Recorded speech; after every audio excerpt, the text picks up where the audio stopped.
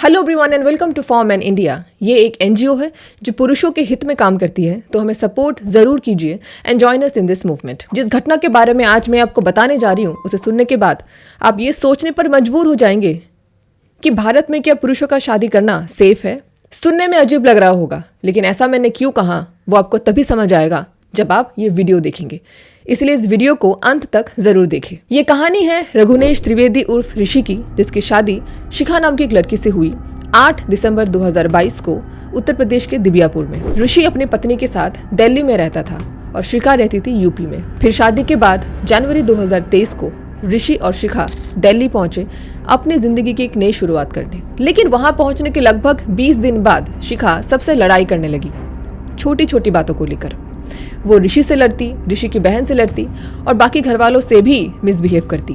जब ये सिलसिला बढ़ता गया तब ऋषि के पिता ने शिखा और ऋषि को उनके घर के ऊपर वाले फ्लोर में रहने के लिए कहा। फिर इसके बाद ऋषि और शिखा बाकी घर वालों से अलग होकर टॉप फ्लोर में साथ रहने लगे। लेकिन इसके बावजूद लड़ाइयाँ बंद नहीं हुई। फिर एक दिन शिखा का भाई ऋषि के घर पहुंचा, यानी कि शिखा के ससुराल पहुंचा, और वहां पहुंचने के बाद उसने सबको डराया, धमकाया, गाली गलौज की और ये कहा कि अगर उन लोगों ने शिखा को परेशान करना बंद नहीं किया तो उनके लिए अच्छा नहीं होगा। फिर इस घटना के बाद शिखा अपने मायके चली गई 3 महीनों के लिए, और उसी दौरान एक दिन ऋषि को एक अननोन नंबर से कॉल आया। जब उसने कॉल रिसीव किया तो उसे किसी ने धमकी दी, ये कहकर कि अगर उसने शिखा को परेशान करना बंद नहीं किया तो उस पर और उसके घर वालों पर डाउरी और डोमेस्टिक वायलेंस का केस कर दिया जाएगा। ऋषि पूरी कोशिश करता था शिखा को खुश रखने की।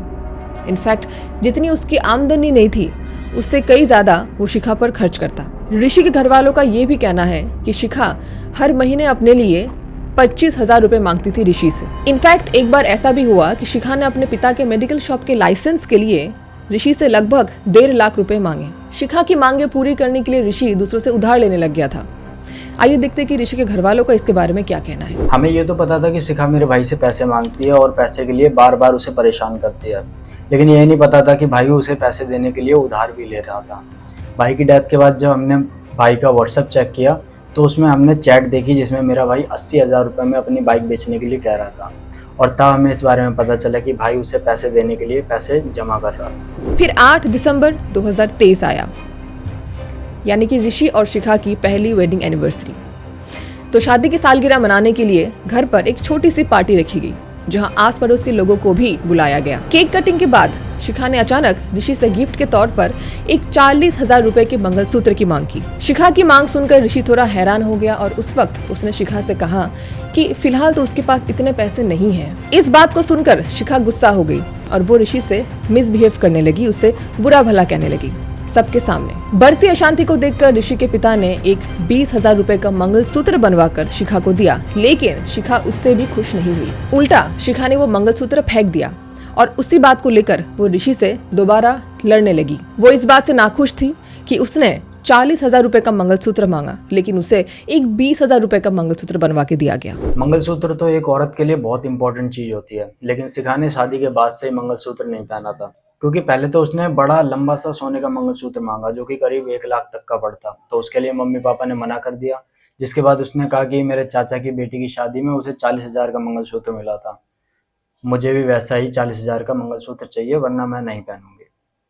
तो एनिवर्सरी पर पापा ने उसे 20,000 का मंगलसूत्र बनवा के दिया था, लेकिन मंगलसूत्र 20,000 का है ये देख के उसने उसे फेंक दिया और बोली कि तुम लोगों से पैसे कैसे निकलवाए जाते हैं मैं अच्छे से जानती हूँ। ऋषि के घर वालों का ये भी कहना है कि ऐसा कई बार हुआ जब गुस्से में आकर शिखा ऋषि को खाना भी नहीं देती थी। फिर 12 दिसंबर 2023 को शिखा ने अपनी बहन को बुलवाया। जैसे ही उसकी बहन ऋषि के घर पहुंची, वो आस पड़ोस में जाकर, मोहल्ले में जाकर सभी लोगों को ऋषि और उसके घर वालों के खिलाफ भड़काने लगी, उनके बारे में गलत बातें करने लगी और उन पर कई सारे आरोप भी लगाए उसने। फिर शिखा ने अपना सामान पैक किया और उसने ये तय किया कि अब वो हमेशा के लिए अपने मायके चली जाएगी। जैसे ही शिखा जाने लगी, ऋषि ने उसके पैर पकड़ लिए और उसने रिक्वेस्ट किया कि वो घर छोड़कर ना जाए, लेकिन शिखा ने उसकी एक नहीं सुनी।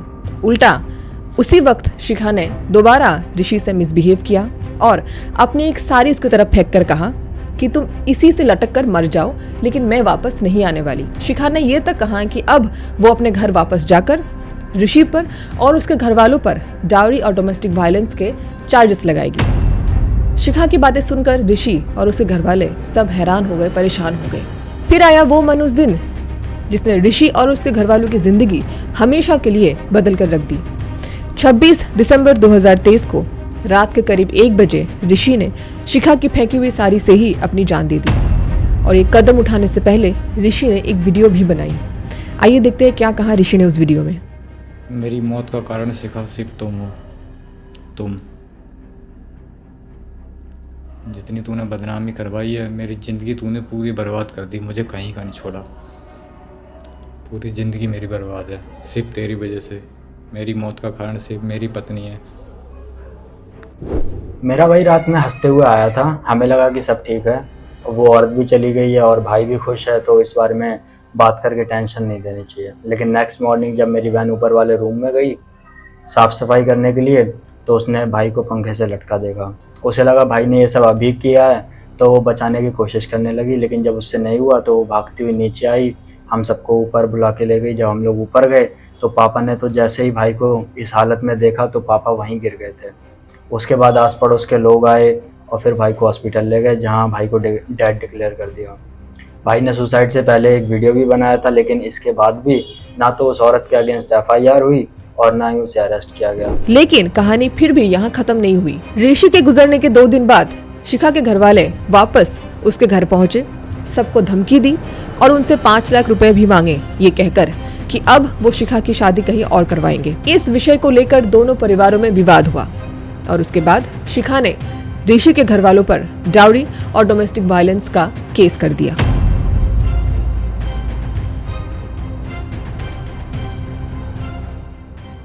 फिलहाल इस केस की हियरिंग चल रही है। हमारी फैमिली ने तो सारी कोशिश कर ली थी कि कैसे भी करके ये औरत खुश रहे और अच्छे से ज़िंदगी जिए, लेकिन उसको इस सबसे कोई मतलब नहीं था। उसका बर्ताव शुरू से ही ऐसा था, वो ऐसे ही कलेश वगैरह करती रहती थी और उसी के बाद ये सब हुआ और आज मैंने अपना भाई खो दिया। मेरी फैमिली पर झूठा टीवी और दहेज का केस भी लगा हुआ है। मैं तो बस इतना ही कहना चाहूँगा कि इस देश में आदमियों के लिए कोई कानून नहीं है। कोई भी औरत कोर्ट में जाकर कुछ भी बोलकर किसी भी आदमी की ज़िंदगी खत्म या बर्बाद कर सकती है। भारत में न जाने ऐसे कितने केसेस है जहां पत्नियों से पीड़ित होकर पुरुष अपनी जान दे रहे हैं, क्योंकि इस देश में एक भी ऐसा कानून नहीं है जो पुरुषों की रक्षा कर सके। इसीलिए फॉर्म इन इंडिया ये पूरी कोशिश कर रही है कि इस तरह की घटनाओं को, केसेस को आपके सामने लाकर रख पाए, जिससे कि जागरूकता फैले और सबको ये समझ आए कि हमेशा एक पुरुष ही दोषी नहीं होता और हमेशा एक महिला अबला नहीं होती। इस वीडियो को ज़्यादा से ज़्यादा शेयर करें और अगर आप इस चैनल में नए हैं तो हमें सब्सक्राइब करना ना भूलें। मिलते हैं अगले एपिसोड में एक और केस के साथ। तब तक के लिए keep supporting form in India.